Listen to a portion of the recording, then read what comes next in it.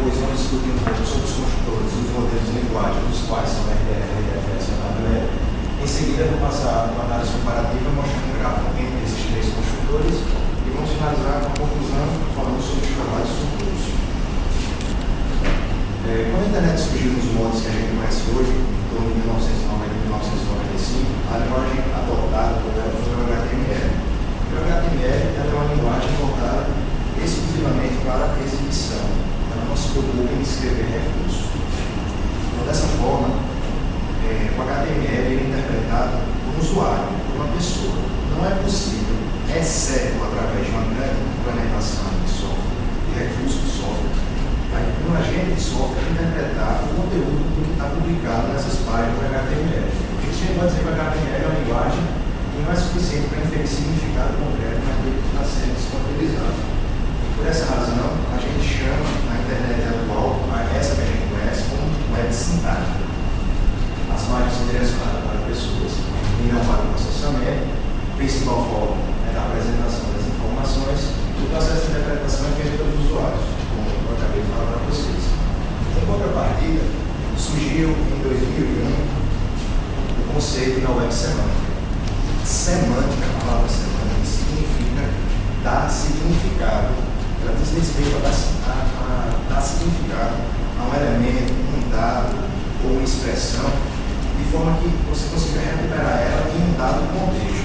Trazendo esse conceito para a web semântica, a gente diz que um dado ele vai ter semântica quando a gente consegue interligar esse dado com outra fonte de dado ou um outro domínio do conhecimento, de forma que as informações vão estar transparentes tanto para o usuário quanto pelos agentes de software. Então, o nosso trabalho está basicamente entre essas três camadas aqui: XML, namespace, XML esquema, RDF e as ontologias. Quando a gente chega lá em cima, a gente diz que está na web semântica. A gente pode dizer que aqui embaixo a gente está dentro da web sintática. Então a gente tem que passar por todos esses níveis até chegar na web semântica. Então, o Linked Data ele é um conjunto de padrões, modelos, linguagens que foram adotadas para divulgar dados na web semântica. Os 4 princípios do Linked Data são esses aqui. Primeiro é usar o RI como nome para as coisas. O RI é a mesma coisa que o URL. A diferença do URL é que o I é de identificador, ele identifica um recurso. O L é de loqueiro, um atualizador. Então é uma página que no final vai ter um nomezinho de publicação, por exemplo. Aí vai identificar o recurso daquela estrutura do documento. O segundo princípio é usar o RIs HTTP para que as pessoas possam procurar esses nomes. O terceiro, quando alguém procurar um RI, procura informação útil usando os padrões da RDF e SPARQL. Cada documento que a gente escreve em RDF, ele está sempre associado ele sempre se associa a alguma outra fonte de dados, de modo que através de usuários como o Spark e o SPARQL, a gente consiga inferir algum mecanismo de busca para melhorar as informações que a gente vai trazer para o usuário. O quarto princípio é incluir links para outras URLs, de modo que possam permitir descobertas de mais coisas, como eu acabei de dizer. É como a gente procurar sobre uma determinada pessoa e o próprio browser Linked Data ele vai trazer todo tipo de informação, porque aquele dado que está lá está interligado com outras fontes de dados. Então, de forma natural, os dados vão ser trazidos para você de forma associada. Na figura ao lado, entenda A, B e C como sendo repositórios de uma web sintática. Aí pode ser um banco de dados, entidade relacional, pode ser uma página HTML.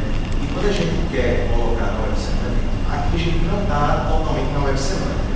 A gente está migrando em direção à web semântica. Então a gente pega os dados que estão disponíveis na web sintática, transforma em RDF e vai conectando esses dados com outras fontes da RDF. Aí, em seguida, um browser Linked Data para poder fazer a identificação desses recursos. No estudo de caso que a gente fez, o diagrama de classe está apresentado aqui. A principal classe seria a classe pesquisador que se especializa em aluno, é o professor. E a gente fez duas relações, que se chama pesquisador escreve uma publicação e pesquisador participa de um projeto. Onde a gente vai ter também um nível de uma agregação, que pode ser, o projeto vai ser de nível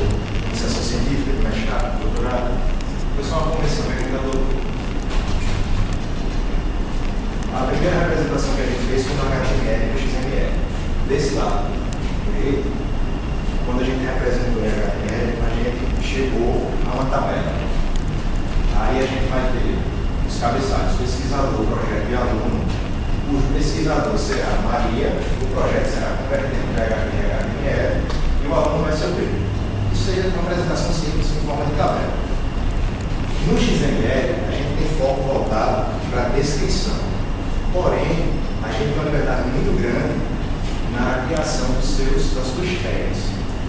Então, a gente criou uma tag mais externa, projeto de pesquisa, seguido por uma tag mais interna, projeto. E dentro dessa tag projeto, teremos pesquisador, nome do projeto e aluno. E podemos ter vários projetos dentro de projetos de pesquisa. Só que qual é um grande problema do XML? Ele tem uma liberdade muito grande na descrição da sua tag. Então, quando eu saio do meu ambiente para um outro ambiente, no caso, um ambiente heterogêneo, que a gente chama, essas tags não vão ser iguais, porque cada um vai criar o seu jeito, a gente não segue um padrão. E parte desse problema a gente conseguiu resolver, o XML conseguiu resolver com a questão do namespace. O namespace poderia dizer que manga pode ser fruta ou a manga da camisa. Em seguida, trazer a descrição de cada recurso, ele faz uma associação ao domínio. Só que uma dessas linguagens foi suficiente para atingir a web sintática, para dar uma descrição rica de semântica acerca dos dados. Por esse motivo, foi adotada a linguagem RDF para divulgar o padrão Wikipedia. E não é uma linguagem, é um modelo de dados para a descrição de recursos ou algo que possui identidade na web. O objetivo dele é tornar a semântica de dados e recursos acessíveis por agentes de software, que é um dos principais pontos do Wikipedia, que é transformar esses dados acessíveis por agentes de software. E dentro do agente de software, como ser um programa que vai rodar aquela página e vai trazer algum recurso de volta. Ele utiliza o conceito de sentença ou tripla, que é estruturado na forma de sujeito, predicado e objeto. Essa aí é a tripla RDF. Então a gente poderia pegar o exemplo. O pesquisador escreve uma publicação. O pesquisador vai ser o sujeito, escreve, vai ser o predicado, publicação com objeto. Então, em linguagem RDF, no modelo de linguagem, no modelo de dados RDF, nós teremos essa técnica RDF Description, onde a gente vai ter pesquisador, vai ser o sujeito. E a gente vai ter publicação, que é o objeto, vai estar delimitado nesse predicado aqui. Escreve. E a gente deixa a description e o discurso e o recurso que foi descrito. O pesquisador escreve a publicação. Isso aí é como a gente faz no RDF. Porém, o RDF não foi suficiente para modelar tudo com a descrição semântica. Então, foi adotado o RDFS, que é o RDF Schema, que é uma extensão do RDF. E no lugar de descrever os recursos como triplas, sujeito, predicado e objeto, ele vai descrever através de classes, propriedades e valores. E essas classes, propriedades e valores, vão seguir o mesmo paradigma da linguagem orientada ao objeto, onde o recurso ele vai ser uma instância de uma classe. Vale também aqui a questão da herança múltipla que a gente tem na linguagem orientada ao objeto.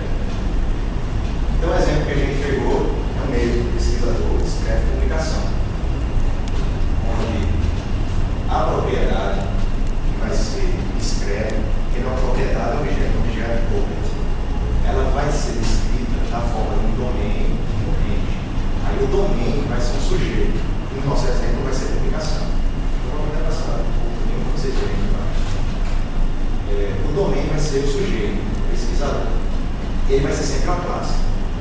O range pode ser uma classe ou um literal. O que é um literal? É um tipo simples de objeto. Um número, um curso, alguma coisa desse tipo. A questão do exemplo, eu vou mostrar junto da RDFS, vou mostrar o exemplo integrado com a outra linguagem que a gente associou. Só que apesar do aumento da expressividade vindo da união do RDFS, isso não foi o suficiente para prover uma quinta descrição semântica acerca de um domínio de interesse para poder divulgar no padrão de dele. Então, como é que a gente poderia prover mais descrição? A resposta é através da linguagem OWL, que significa Ontology Web Language, que é a linguagem recomendada pela WPC para a especificação de ontologias. E o que seria uma ontologia? A definição do Gruber de 1995 diz assim: a ontologia é uma especificação explícita e formal e uma conceitualização compartilhada. Era a definição mais simples, mas era um pouco compacta, porque cada um desses tipos de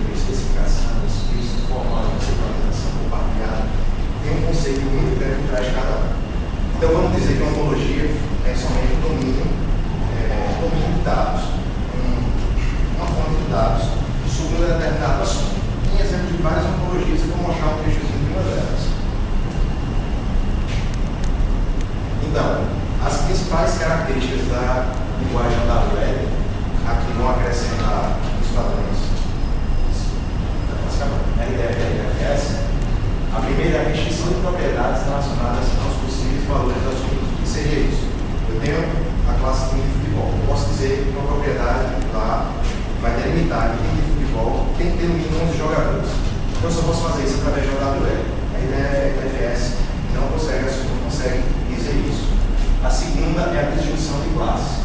Que o segundo é a classe animal, que ela pode ser do tipo cachorro ou gato. Se essas classes são disjuntas, quer dizer que ela não pode ser cachorro e gato ao mesmo tempo. Ou ela é cachorro, ou ela é gato. Esse é o conceito de disjunção de classes.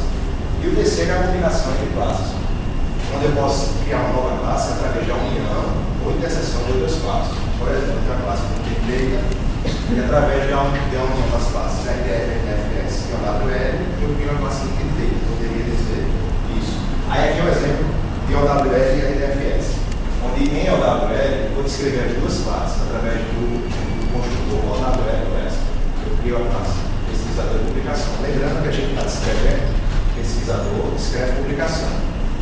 Então, pesquisador vai ser o domínio. Tá vendo? A gente tem um construtor OWL aqui. Em seguida a gente vai ter um construtor que é IDFS, que é um domínio. E como é que eu vou descrever? Eu vou descrever através do construtor IDF. Isso aí é uma ontologia que a gente está sempre utilizando e agregando mais construtores em cima dessas linguagens. Então, o domínio vai ser pesquisador e o range vai ser publicação. E aqui, ó, o objeto que eu chamei de propriedade, lá no exemplo da IDFS, que aí vai ter pesquisador, escreve publicação. E quase finalizando, a gente vai ter a análise comparativa, onde a gente criou esse gráfico, que a princípio parece bem complicado, assusta um pouco quem vê assim de primeira, mas eu vou explicar a vocês. Ele é um tendoril com 3 círculos um dentro do outro. O mais interno é o RDF, e vamos ter um círculo mais externo, o RDFS, e o terceiro mais externo, o OWL. A título de RDF, eu posso descrever um recurso. Aqui, pesquisador é a nossa classe principal. De forma geral, a gente tem pesquisador, classe. Todas as classes estão na mesma cor: publicação, professor, aluno e curso.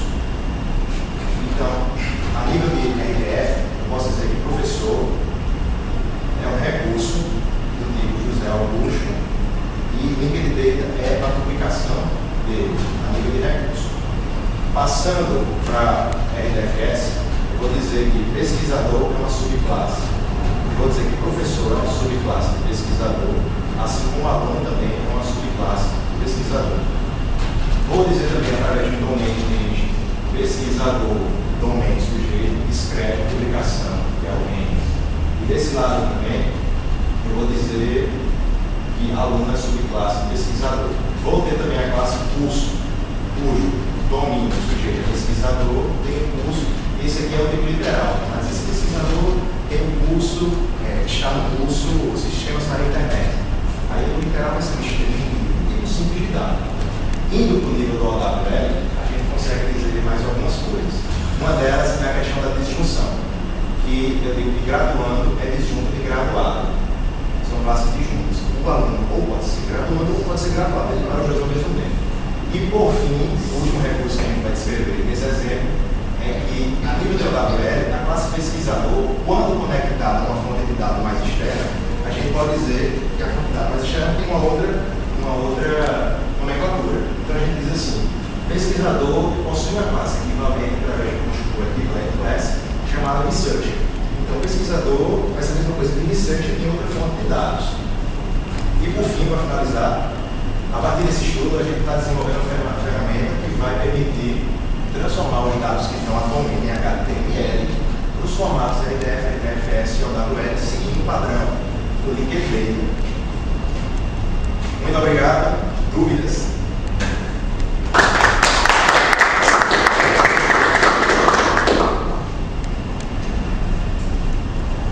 Aí o pessoal do Linked Data, dúvidas? Já foi a apresentação várias vezes. Bom,